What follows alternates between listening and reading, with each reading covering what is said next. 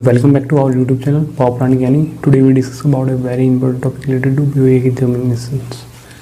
दोस्तों हमने पीछे जो BOE की सीरीज स्टार्ट कर रखी है क्वेश्चन आंसर्स की, आज उसी सीरीज को आगे बढ़ाते हुए आज का जो वीडियो है वो है छत्तीसगढ़ BOE ऑपरेशन एग्जाम 2015। जो इसका जो एग्ज़ाम पेपर 1 है, आज इसके फर्स्ट 5 क्वेश्चन हम डिस्कस करेंगे। जैसे कि आप मेरे स्क्रीन पर देख रहे हो कि 10 क्वेश्चन उन्होंने 1 मार्क्स के पूछे थे, सो दैट उसी क्वेश्चन को हम देर ना करते हुए डिस्कस करते हैं।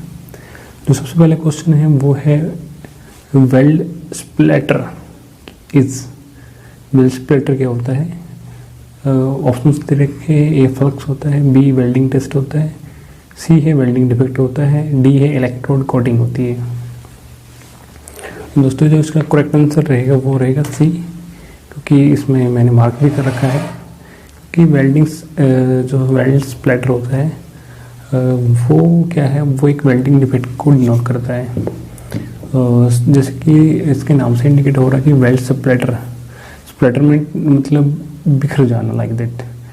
तो एक्चुअल में वेल्ड स्प्लैटर होता क्या है, एक वेल्ड स्प्लैटर वेल्डिंग डिफेक्ट होता है, जो कि मैं आपको बताता हूँ।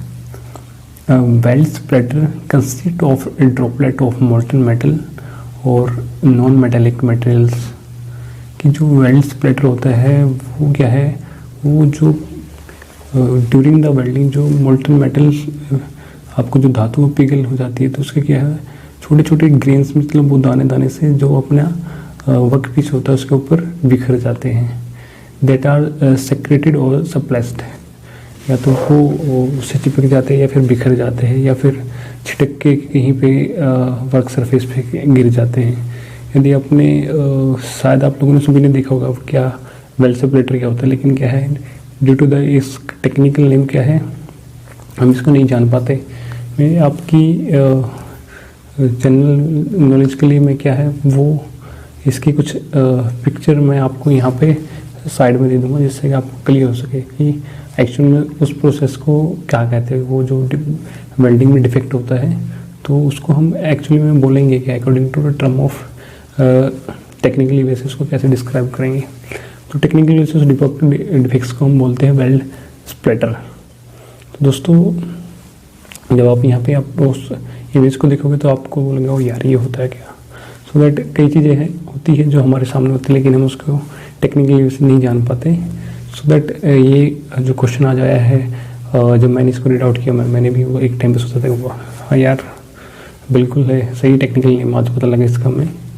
तो दोस्तों जो हमारा वेल्ड स्प्लैटर है वो एक तरीके प्रकार का डिफेक्ट होता है, और कई बार क्या होता है ये एक मेटल और नॉन मेटेलिक भी हो सकता है ड्यूरिंग द वेल्डिंग प्रोसेस। तो क्या है आपने कभी देखा होगा जी हम जब वेल्ड अपना परफॉर्म करते हैं तो क्या है उसमें वेल्डिंग पुल के ऊपर क्या छोटे छोटे दाने उभर आते हैं, या ड्यूरिंग किसी वजह से या तो क्या बोलता है वेल्डिंग रोड मॉइस्चराइज्ड हो या फिर करंट कम हो, लाइक दैट, उससे भी क्या है ये फॉर्म हो सकते हैं। क्या है they are easily to identify since they are round small ball like substance when they solidified. कि इनको हम आसानी से पहचान सकते हैं क्योंकि ये छोटी छोटी बाल्स के तरीके होती है, जो छोटी छोटी गेंदें होती हैं, तो इनको हम और जल्दी से सॉलिडिफाई हो जाती है ड्यूरिंग द वेल्डिंग प्रोसेस। तो हम इसी को इजीली से आइडेंटिफाई कर सकते हैं हम इसको। जो सेकंड क्वेश्चन है वो है axial flow pump is started with its delivery वाल। जी जब हम अपने एक्सियल फ्लो पंप स्टार्ट करते हैं तो उसका डिलीवर किस कंडीशन में होता है। ऑप्शन है ए कैप्ड ओपन फुली, बी है कैप्ड फुली क्लोज, सी है ए कैप्ड पार्शली ओपन, डी है नन ऑफ द अबव। तो इसका करेक्ट आंसर रहेगा वो रहेगा ए कैप्ड फुली ओपन, क्योंकि जो अपने एक्सियल फ्लो पंप होते हैं क्या है वो कपल्ड होते हैं डायरेक्टली टू ए मोटर। तो जो मोटर से कपल्ड होते हैं तो क्या है जो ये एक परपेंडिकुलर डायरेक्शन ऑफ फ्लो में क्या पूरी परपेंडिकुलर वे से क्या है वो फ्लो डिस्चार्ज करते हैं फ्रॉम सक्शन टू डिस्चार्ज, यानी एक उसको बोलेंगे हम कि भाई एक सोर्स से जो डिलीवरी एंड होता है उसमें क्या है in the axis of direction of flow क्या है, ये फ्लो किसी भी फ्लूइड को ट्रांसफ़र करते हैं। सो दैट इस क्या है, इन पंपों का यूज़ हम क्या जहाँ पे हैवी फ्लो होता है वहाँ पे हम यूज करते हैं। तो क्या है, एट द टाइम जो इसका जो डिलीवरी वाल्व है वो हमेशा ओपन कंडीशन में रहेगा। अभी थर्ड क्वेश्चन की तरफ मूव आउट करते हैं। थर्ड क्वेश्चन में पूछा गया है कि the perpendicular distance between row of rivets in chain riveting is. जो परपेंडिकुलर डिस्टेंस है in between row of rivets in chain riveting system वो कितनी है। ऑप्शंस दी गए हैं, ए है D+12, बी है 1.5D, सी है 2D + 6 mm, डी है 5D। According to this problem, the perpendicular distance between row of rivets in chain riveting system is 1.5D। ये 1.5D कैसे है मैं आपको बताता हूँ, क्योंकि अकॉर्डिंग टू जो चैन रिवेटिंग की जो ड्राइंग है उसके हिसाब से यदि देखा जाए, जो इसका जो distance between row of rivets in chain riveting system will be 1.5D। आपको उसको अंडरस्टैंड के लिए मैं आपको यहाँ पे एक चैन रिवेटिंग का एक ड्राइंग प्रोवाइड कर दूंगा। उसमें आप जो परपेंडिकुलर डिस्टेंस है between row of rivets in chain riveting system आप वो देख सकते हैं। तो यहाँ पे साइड में आपको ड्राइंग प्रोवाइड कर दूँगा, उससे आपको क्लियर हो जाएगा। नेक्स्ट क्वेश्चन है, with passage of time corrosion velocity in an object, कि टाइम के साथ साथ कोरोजन की वेलोसिटी किसी भी वस्तु की क्या रहेगी। ऑप्शन ए इंक्रीजेस, बी है डिक्रीजेस, सी है रिमेन कांस्टेंट, डी है अनप्रैक्टिकेबल। तो यदि हम with the time of reference हम देखें, जो कोरोजन वेलोसिटी है वो क्या है हमारी, वो क्या डिक्रीज रहेगी, क्योंकि there are several factors influencing the rate of corrosion including diffusion, temperature, conductivity, type of ions, pH value and electromagnetic potential.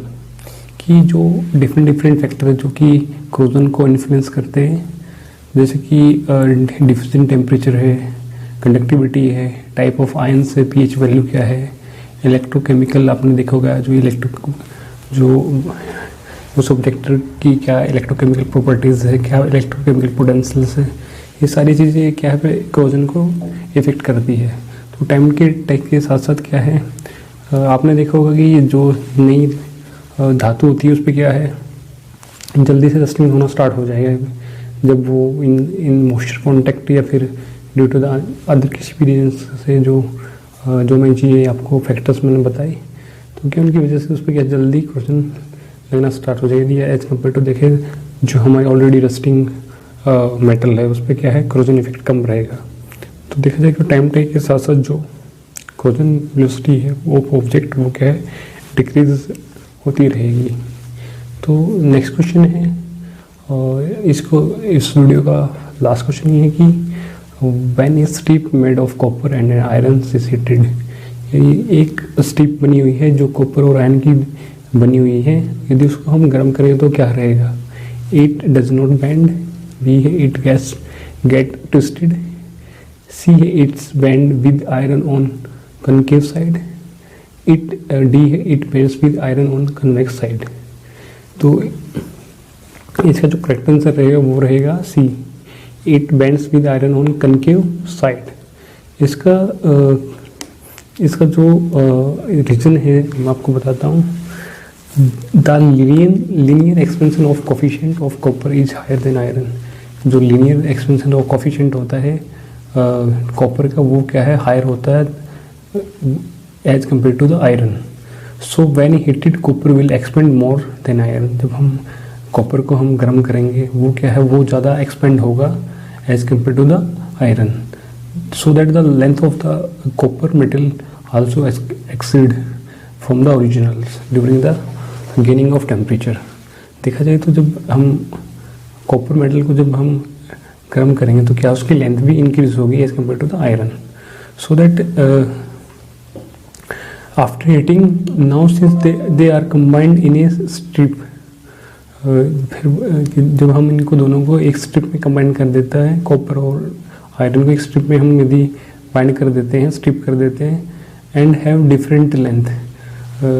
जब हम उनको गर्म करेंगे तो क्या उनकी लेंथ डिफरेंट हो जाएगी। सो that the strip will bend such that iron is on concave side. कि भाई जो मेटल स्ट्रिप है, जब हम दोनों को स्ट्रिप में फॉर्म करा देंगे, जब उसको हीटअप करेंगे तो क्या है, जो हमारा जो आयरन है ऑन कनकेव साइड की तरफ बेंड हो जाएगा। जो इसका करेक्ट आंसर रहे वो रहेगा c, it bends with iron on concave side. तो दोस्तों काफ़ी लंबे वीडियो हो जाते हैं, सो दैट मैंने डिस्कस किया कि थोड़ा सा 5 क्वेश्चन करके, या फिर आगे जब मुझे टाइम मिले जिस तरीके से मैं उस तरीके से वीडियो की लेंथ एक्सीड करता चला जाऊंगा। लेकिन ड्यू टू टाइम अनअवेलेबिलिटी, तो सो दैट आज डिसाइड कि मैं आपके साथ इस सीरीज के सिर्फ ओनली 5 क्वेश्चन को डिस्कस करूँगा। आफ्टर दैट अदर 5 अगले नेक्स्ट वीडियो में आपके साथ डिस्कस करूँगा। तो दोस्तों आज के लिए इतनी काफ़ी है, फिर मिलेंगे अच्छे वीडियो टेक्निक के साथ। तब तक के लिए बने रहिए हमारे साथ। आज के लिए इतना ही काफ़ी, फिर मिलेंगे। बाय बाय, टेक केयर, जय हिंद, जय Bharat. Watching this video, don't forget to subscribe this channels, क्योंकि इस चैनल्स को आपको सब्सक्राइब कर लेना चाहिए, क्योंकि इस चैनल पर मैं पावर प्लांट ऑपरेशन और मेंटेनेंस से लेकर वीडियो बनाता रहता हूं, जो कि आपके आने वाली करियर ग्रोथ के लिए काफ़ी हेल्पफुल हो। यदि आपने अभी तक सब्सक्राइब नहीं किया तो प्लीज़ नीचे सब्सक्राइब बटन पर क्लिक करके इसको सब्सक्राइब कर लीजिए और बेल नोटिफिकेशन को